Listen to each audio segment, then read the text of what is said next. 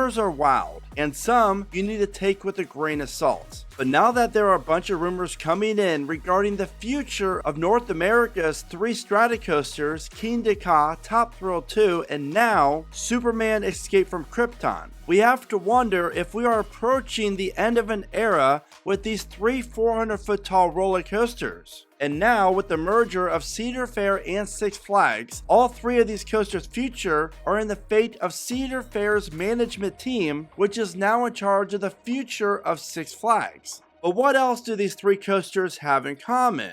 Well, they are also all built by Intamin, or at least started out that way, which is why I am very concerned. We all know that Cedar Fair often has a shorter leash when it comes to troubled coasters at their parks. And look, I get it, Intamin coasters are usually less reliable and cost more to maintain. In the past, we have seen the company remove rides like Volcano the Blast Coaster, Wicked Twister, Top Thrill Dragster, and so on. Now don't get me wrong, I love Intamin, and they are my personal favorite manufacturer. However, what this tells me is now that the former Cedar Fair management team is now calling the shots for all 26 parks within the new Six Flags chain, some of these troubled Intamin coasters, their future just got a lot more interesting. To start off, let's take a look at Superman Krypton Coaster. Opening in 1997 as the world's tallest and fastest roller coaster, this giant L-shaped Intamin reverse freefall coaster took the world by storm. Standing at an impressive height of 415 feet, Superman shattered the record for the tallest roller coaster from the now defunct Tower of Terror, which was 377 feet tall and located at Australia's Dreamworld, which ironically opened up 2 months before Superman did and was also an Intamin reverse freefall coaster. Whether you are a fan of the Intamin freefall coasters or not, one thing is for certain, there is a reason why only 2 of them were ever built, and now that Tower of Terror has been closed and torn down, all eyes are on Superman. And apparently Superman has seen a lot of downtime lately at Magic Mountain, which is sparking rumors about its future. But would the new Six Flags actually remove Superman? Some might argue no, because of Magic Mountain's impressive 415-foot tall freefall ride that is attached to and located on either side of the giant Superman Tower. But whenever a major coaster is closed for long periods of time for staffing or suffers from a lot of downtime, you have to wonder about the plan for that ride in the future. But what I think is going to happen is Six Flags will close Superman sooner than we might think, simply due to this coaster being surrounded by much better ones, unlike Top Thrill 2 and Kingda Ka. And the reason why I say that is Superman isn't even the best ride or even the second or third best ride at Magic Mountain, whereas Top Thrill 2 and Kingda Ka are both top 3 rides located at their respective parks. Magic Mountain could then still operate Lex Luthor until they decide to remove the tower and the attraction altogether. And besides, while the Tower of Superman is still 415 feet tall, the ride vehicles barely top 325 feet or so anymore. So clearly the coaster is not going full speed anymore. The new Six Flags is not messing around. And with the Cedar Fair execs calling the shots now, they are really focusing on cleaning up the legacy Six Flags parks, which in my opinion is not a bad thing at all. Now if you're enjoying this video, then all I ask that you do is please take 1 second and give this video a like. That is by far the best way that you can help support my channel, and I really do appreciate you.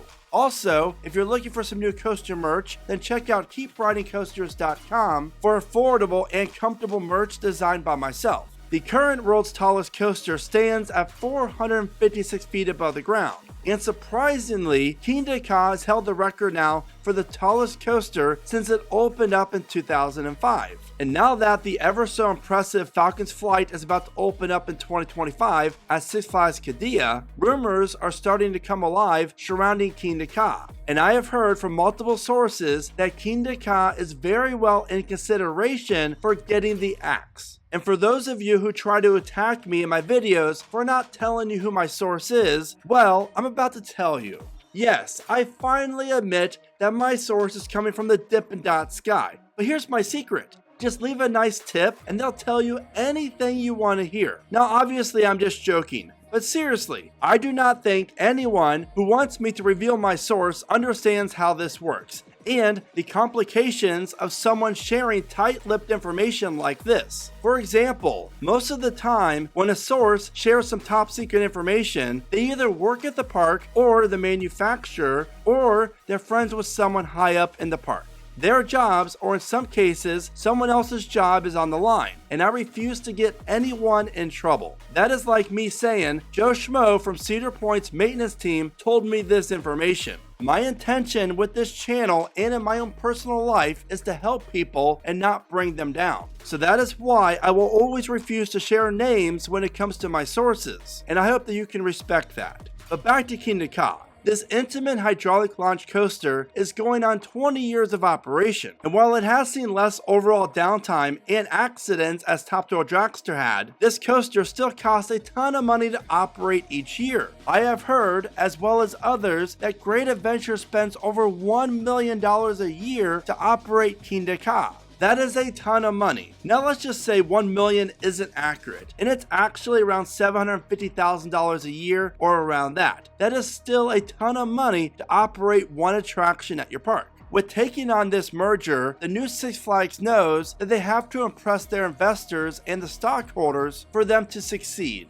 which makes me think that they will have to make some decisions that you and I will not like, or we think they are complete head scratchers to better the company's future. But in the end of the day, we are all lucky to have a merged chain now that offers a great management team of Cedar Fair, because I really do feel like every single Six Flags and Cedar Fair park are going to be better now that they're all one company. Now, adding to the feel of the fire around Kingda Ka is the fate of the Zumanjaro Drop Tower ride that is attached to the 456-foot tall Ka, and unfortunately this ride's been closed pretty much all season. Oh, and by the way, this is also a ride built from Intamin, and when you throw in the rumors that the Green Lantern Great Adventure stand-up coaster is literally standing on one leg and is also rumored to get removed, things get quite interesting at Six Flags Great Adventure. This is a massive plot of land that could be repurposed and change the skyline of Great Adventure forever. From what I have heard is this: before Zamperla botched Top Thrill 2, Six Flags was eyeing Zamperla to come in and potentially reimagine Kingda Ka. But sadly, with how bad of a shape Top Thrill 2 is in, it appears that Great Adventure is looking at a different direction for the future of Kingda Ka. And as for Top Thrill 2, well, Cedar Point has done everything that they can regarding this coaster's future, and it's now in the hands of Zamperla to figure it out.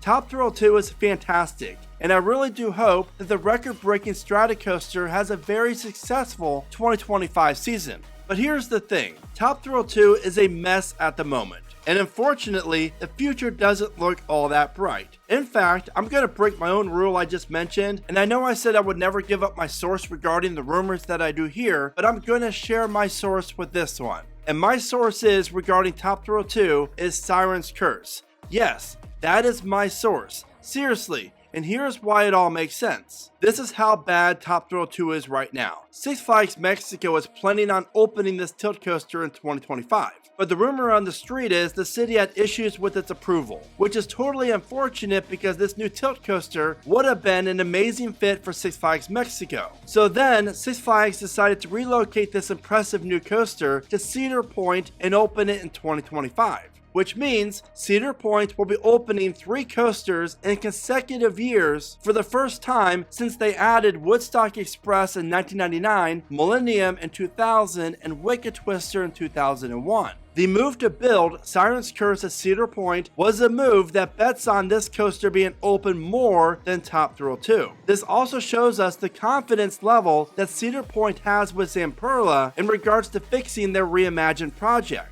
I guarantee you this, if Top Thrill 2 had a more successful 2024, we would have seen Siren's Curse open up at another park in the chain in 2025. As for what part that could have been, well, you'll want to check out this showcase video at the bottom of your screen where I share with you 8 parks within the chain that this coaster made more sense of being added to. So what are your thoughts about the future of the Strata Coaster? Be sure to let me know in the comments, and as always, thank you so much for watching. Remember to smile today, think positive, and keep riding coasters.